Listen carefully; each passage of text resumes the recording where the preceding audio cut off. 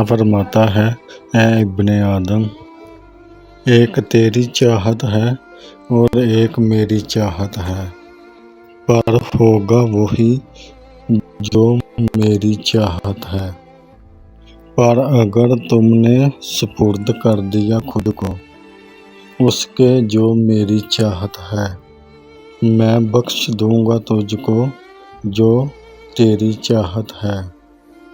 پر اگر تم نے میری نافرمانی کی جو میری چاہت ہے، اگر تم نے میری نافرمانی کی تو میں دکھا دوں گا جو میری چاہت ہے، پھر ہوگا وہی جو میری چاہت ہے۔ جو غلطی کر نہیں سکتا وہ فرشتہ ہے، اور جو غلطی کر کر اس پہ ڈٹ جائے وہ شیطان ہے، اور جو غلطی کر کر توبہ کر لے وہ انسان ہے، اور جو توبہ کر کے جو اس پہ قائم رہے وہ اللہ کا محبوب ہے۔ دنیا کا طلبگار سمندر کا پانی پینے کی طرح ہے کہ جس قدر وہ پیتا ہے پیاس اور لگتی ہے۔ سب انسان مردہ ہیں، زندہ وہ ہیں جو علم والے ہیں۔ سب علم والے سوئے ہوئے ہیں، بیدار وہ ہیں جو عمل والے ہیں۔ تمام عمل والے گھاٹے میں ہیں، فائدے میں وہ ہیں جو اچھے اخلاق والے ہیں۔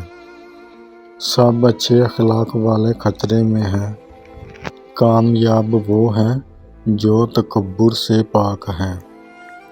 نفس وہ کتا ہے جو انسان سے غلط کام کروانے میں اس وقت تک وہ بھونکتا رہتا ہے جب تک وہ غلط کام کروا نہ لے۔ جب انسان وہ کام کر لیتا ہے اور یہ کتا پھر سو جاتا ہے، لیکن سونے سے پہلے یہ ضمیر کو جگا جاتا ہے۔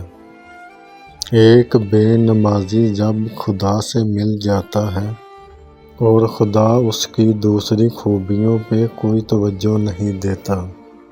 اگر رزق عقل مند اور دانشمندوں سے ملتا اور جانور اور بیوقوف بھوکے مر جاتے۔ انسان کی تمام پریشانیوں کی وجہ مقدر سے زیادہ چاہنا، وقت سے پہلے چاہنا، قناعت پسندی کی وجہ ہے۔ دنیا نصیب سے ملتی ہے اور آخرت محنت سے، لیکن محنت دنیا کے لیے اور آخرت کو نصیب پہ چھوڑ دیتے ہیں۔ اللہ تعالیٰ ہم سب کو فکر و علم کی توفیق دے۔ کہ میں نے امام غزالی کو رحمۃ اللہ علیہ کو لوگوں کے درمیان اس قدر دیکھا، لوگوں کے درمیان اس حال میں پایا کہ آپ کے ہاتھ میں لاٹھی تھی کہ مندان لباسیت دن کیا ہوا تھا اور کندھے سے پانی کا برتن لٹک رہا تھا، اور میں دیکھا کرتا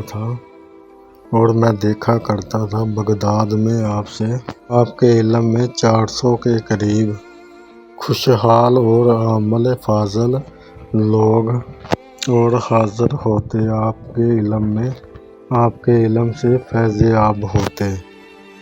اگر ہم سے غلطی ہو جائے تو ابلیس کی طرح ذلیل نہیں ہونا چاہیے اور ہمیں معافی مانگ لینا چاہیے، کیونکہ ہم ابن آدم ہیں، ابن ابلیس نہیں۔ جتنے سجدے جوانی میں کر سکتے ہو کر لو، کیونکہ میں نے اکثر بڑھاپے میں نمازی کو سجدے کے بغیر نماز پڑھتے دیکھا ہے۔ دولت دنیا کی ہو چاہے ایمان کی، جتنی بڑھتی جائے گی اتنی نیند کم ہوتی جائے گی۔ اگر رزق عقل اور دانشمندی سے ملتا اور جانور اور بیوقوف بھوکے مر جاتے۔